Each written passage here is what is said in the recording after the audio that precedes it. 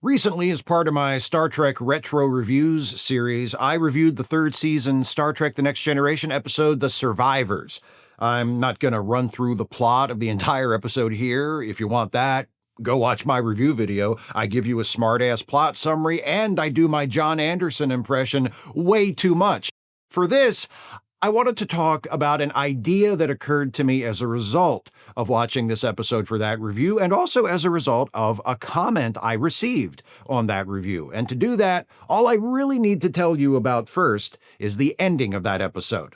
So at the end of the episode, it's revealed that the character of Kevin Uxbridge, who appears to be human, is actually one of an immortal and powerful race of beings who has merely been disguising himself as human for the last, 50 years or so, to live with his human wife, Rashawn. When the colony where they've been living is attacked by a brutal alien race called the Husnak, Rashawn goes to join their fellow colonists in fighting against the invaders, but Kevin, a committed pacifist, chooses not to fight. The entire colony is destroyed, and all the other colonists are killed, including Rashawn. Grief-stricken and enraged at the death of his wife, Kevin uses his apparently godlike powers to wipe out the Husnak. Not just the Husnak on the ship that destroyed the colony, but all of the Husnak. He kills the entire species. Faced with this confession, Captain Picard tells Kevin to go on his way, saying, "We are not capable of judging you for what you've done, and we have no law that fits your crime." A common response to Captain Picard from fans has been to point out that, actually, what Kevin did is genocide, which is presumably still illegal in the 24th century. I even mention it in my review.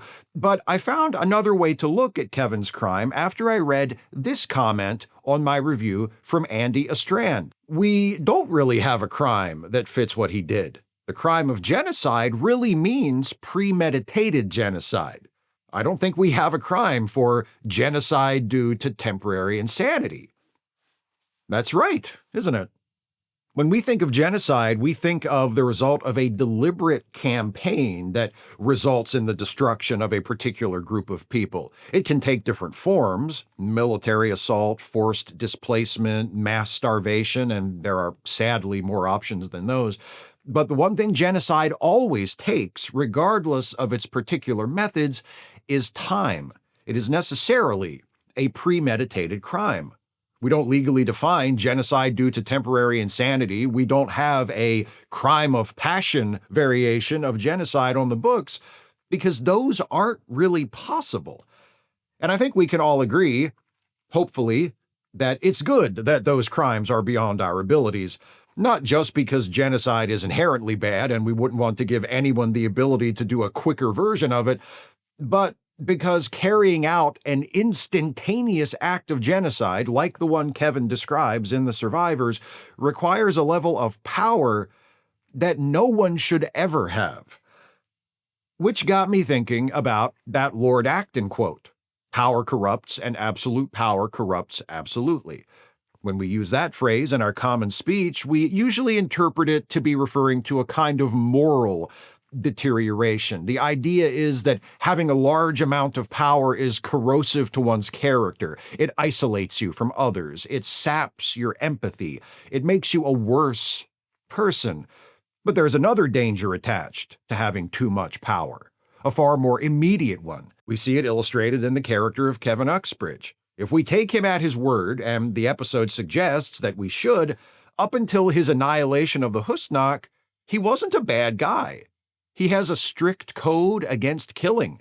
The incredible power he wields doesn't seem to have eroded his moral character. He tells Captain Picard he even renounced his power, stopped using it altogether after meeting Rashawn and deciding to live with her as a human. He doesn't wipe out the Husnak because his power has made him cruel or ruthless. He wipes out the Husnak because he loses control in a moment of sadness, shock, and anger.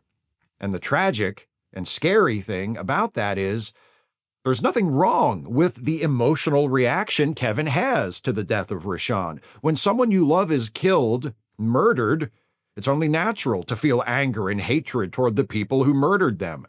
It's only natural to feel a need for retribution, to want to visit your pain back upon the ones who caused it. And though it's not morally justifiable, even in such a moment, it's only natural, if the killers of your loved one are members of a larger group, to want to take your revenge on that entire group. These are the kinds of instinctive, emotional responses any one of us might have if we, like Kevin, discovered that someone we loved had been killed. But for us, that's all they would be, emotional responses. We might feel the way Kevin feels. We might wish death on the killers and everyone like them, but we wouldn't do what Kevin does to the Husnak because we can't. Our wishes don't come true just because we wish them. Kevin's do. It's not his character, it's his power that creates the danger. What this episode illustrates is that there are levels of power that no one should be allowed to have, no matter how level-headed and trustworthy and virtuous they might be. We ordinary humans don't have to worry about people having the power to instantly wipe out entire populations with a thought. But that doesn't mean there aren't levels of power attainable to us that none of us should be allowed to attain. I assume everyone, or pretty much everyone, watching this already knows this, but this is a relatively recent realization that we as a species have come to. I think one way to view the course of human history is to look at it as the slowly dawning awareness that power shouldn't be concentrated in the hands of one person, or even one group of people. That's why, in much of the world at least, over the course of generations and centuries, we see forms of government evolving from absolute monarchy to limited constitutional monarchies to forms of representative government. And it's why, even within representative government, power is limited by the law and divided. For example, here in my country, the United States, the power of the federal government is distributed between three co-equal branches: the executive, the legislative, and the judicial. The structure of the government was deliberately designed by the framers of our Constitution so that each branch would have a check on the power of the other two. That way, no single branch of government, and certainly no individual office holder within government, could wield the power of the government as they saw fit. Well, that's how it's supposed to work, anyway. Any flaws with our particular system aside, it's a wise idea to limit, divide, and balance power like this. Governments don't have Kevin Uxbridge level powers, but they come about as close to it as any human institutions. Governments have the power to control trade, influence the state of the economy, collect taxes.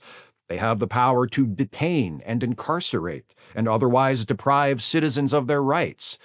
They have the power to kill, to make war.